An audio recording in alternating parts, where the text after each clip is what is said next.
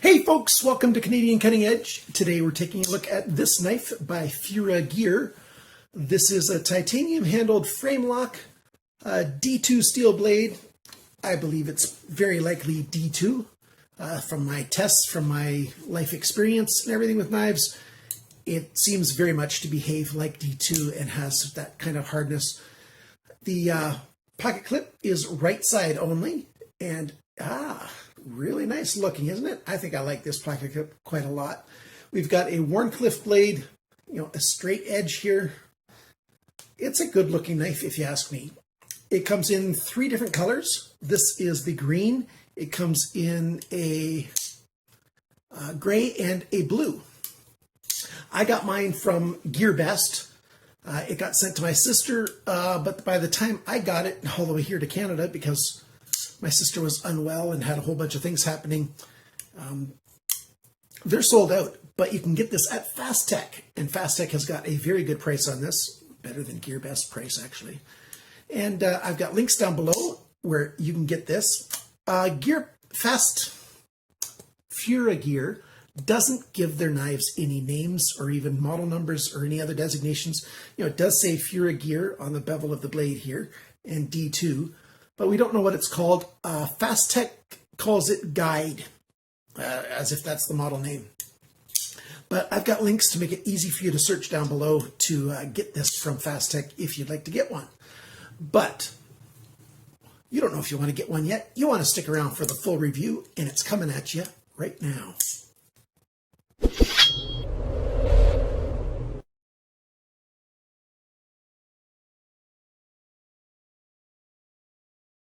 Okay, first thing to note about D2 steel, Rockwell hardness 5960 roughly, give or take a bit. This is the working side. You've got the frame lock here. You can see there's a lock bar insert. We've got Torx screws, T8, T6. T6 here for the lock bar insert. Lockup is beautiful on this knife. It's engaging with the tang of the blade quite well, right there. So it's a solid lockup, no blade play, side to side, up and down. Although these can come a little bit loose. This is a free spinning pivot, but I didn't have any trouble. I didn't have to put it onto a tripod, on a vise to hold it so I could drive the screws from both sides. It was easy enough to adjust it, tighten it up. I have run out of my VC3 product. Actually, I let the bottle dry out because I didn't seal the lid once, but I'd used over half of my mid-sized bottle. So I've ordered some more, and that's a good product to use on the screws on knives. I've got a whole review of that product, VC3 and Drive Grip. I have to keep talking about that because I'm getting new viewers to my channel all the time, and those are 2 very good products for maintaining knives. The VC3 is like a thread locker, but not like a thread locker. It's reusable without having to re-put it onto the threads, and it stops from loosening up, but you can undo the screw still. So it's like a thread holder instead of a thread locker, and it works very, very well. Here's the side of the knife, looking closely at the pocket clip. I think it's a beautiful, beautiful pocket clip. Nice soft corners and edges. It engages very well on a pair of pants. I'll show you that in just a little while. We've got open pillar construction. There's no skeletonizing on the insides of the blade, on the handle scales, the frame to make it any lighter. It's not very heavy. It's just a tiny bit over 5 ounces. Got a nice lanyard hole there in terms of being able to use a paracord. Works very well. Lots of room for paracord in there. And there's the back hardware for the open pillar construction. Give you a nice close-up of that. All the edges are chamfered here all the way around. Very well done. And you've got this graphic. I've got no idea if that's a symbol that has any meaning or if it's just, a decent graphic that's been milled into the side of the handle. It does offer just a little bit more texture for grip because your fingers come over there, at least on the right hand. If you're using it left-handed, then your fingers wrap around that pocket clip. I find this knife to be comfortable to be used either right or left-handed. Not a problem at all. The action's pretty good because we've got steel ball bearings. We've got a ceramic detent ball. The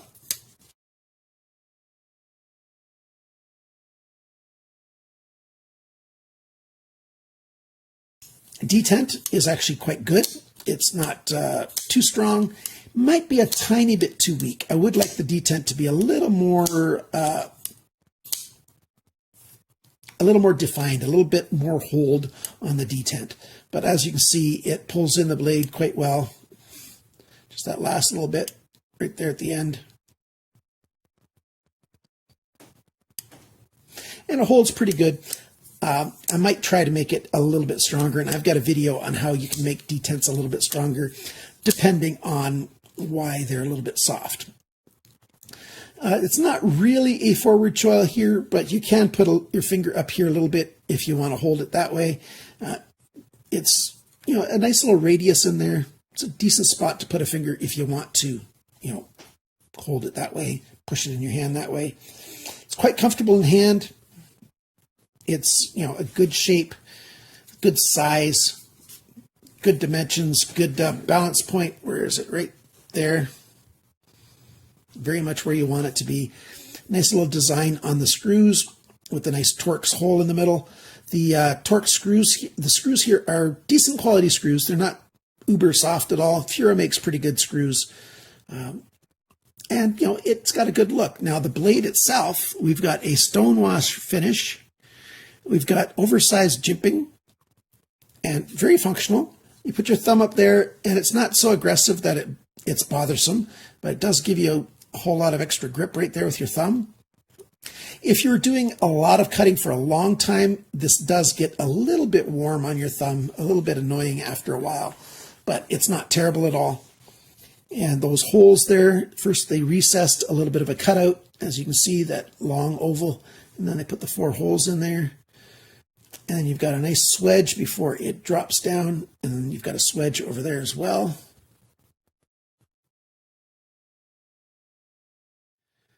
So yeah, good looking. I like stonewash quite a lot. It's a good look. The blade's not perfectly flat. There is a tiny bit of a radius on there. Now let's see, let's get a straight edge here. Here's a straight edge. I'm going to show you the pants in a second anyways. We've got to do it over here where we're at the end. So as you can see, just a little bit of a radius. It's almost flat, but right at the tip of the blade. So I'm calling it as good as flat, but it does have just a little bit of a belly on this knife. And the look in the pocket, the pocket clip doesn't, the pocket clip does have enough room for your pants to get over that quite easily. Slides in all the way. And these are fairly thick jeans, and so there you go. You've got about 1.5 centimeters, a little over half an inch, probably about 5/8 of an inch of the knife sticking out of the pocket. And it holds on quite well, and it doesn't look that bad. The blue one would blend in your blue jeans quite a bit better if you wanted to. And the gray one is kind of muted as well. And if you want it to be a little more camouflaged in your pants, you just get the one that goes best with the pants that you usually wear. And green probably goes the least best as far as camouflaging. There's not that many green men's pants out there. Flipper tab is very functional. It's a good size. Let me put this away here. And it's just round on the top. There's no jimping anywhere. And you can use light switch method, play straight back, works just fine. And you can push down, and that works great as well. So either way for using that, flipper tab works very well. Comfortable, and because the detent's okay, it's a decent knife. I do find myself sometimes pushing down on the frame lock arm when I want to use the flipper tab, and then she just don't work. So yeah, got to keep your thumb up and out of the way if you're left-handed. So quite comfortable, quite useful. Let's get this thing onto the tabletop and check out all of the dimensions. This is my first video after the Easter break. Had the family over.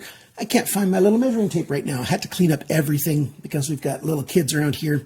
So this symbol, this yellow paper pad in the corner is for while I'm doing all the dimensions. If you want to just zoom past that. Once I remove this, then this section of the video is over. So what do we have here? We've got a blade, a knife that's 150 grams, 5.25 ounces. The edge here, the cutting sharpness of it from the factory is about 205. 200 and below is considered quite sharp. And so it's not as sharp as it could be. Part of that is due to the angles of the final grind, and we'll talk about that in just a second. So it's okay. You know, if you have knives, it's really good to learn to sharpen knives as well. And you don't have to break the bank to do it. There's a lot of very budget-friendly ways to do it. And on my channel, I've got both really low budget ways of sharpening knives all the way up to, you know, the more expensive ways of sharpening your knives. And I've got reviews for a lot of those. Just look for the sharpening playlist. And I'll put a link to that sharpening playlist down below the video as well, if I remember. If I don't remember, comment below and remind me to do that. Okay, so now for the measurements. The cutting edge is 8.2 centimeters, 3.23 inches. Blade length, so tip to the closest spot on this TC4 titanium, is 8.54 centimeters, 3.36 inches. The blade thickness is 3.8 millimeters. That's 0.1505 inches, so it's a nice stout blade. The blade depth, right here, 2.86 centimeters, 1.125, so 1 1/8 inches right there. And the thickness of the edge behind the grind, and I measure 1 inch up from this end right here, so right about where my fingernail is, 0.65 millimeters, which is 0.0255 inches. I like it to be about half a millimeter thick. So this is a bit thicker behind the grind than I really like. And being a flat saber grind here, every time you sharpen it, it's going to get thicker behind the grind, unlike a hollow grind, which tends to let you sharpen a number of times before you start getting thicker. The grind angle. This side. This is the working side. The grind angle is 23.0 degrees right here. But this side, the nice show side, 27.5 degrees of an angle right there. So quite the angle. If this is the cutting edge at the tip of my fingers, you know, to force it through, I'm over dramatizing. I like it to be 20 degrees per side, which is 40 degrees inclusive. That's the industry standard for this type of knife. So this thing's about 50 degrees instead of 40 degrees. And so that makes it a little bit harder to cut through things, especially just a straight on push cut. But it's going to be just fine after I sharpen it. I'll even give you some before and after sharpness pictures right now.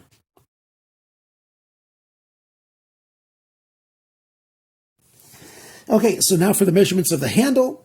The handle is 11.76 centimeters, 4.63 inches. The grip area in here, 8.8 centimeters. 3.46 inches. The handle thickness, not counting the pocket clip, is 1.28 centimeters. That's 0.505, so half an inch thick. The handle depth right here is 2.54 centimeters. That's 1 inch. When the knife is closed, then the depth this way is 3.91 centimeters, 1.54 inches.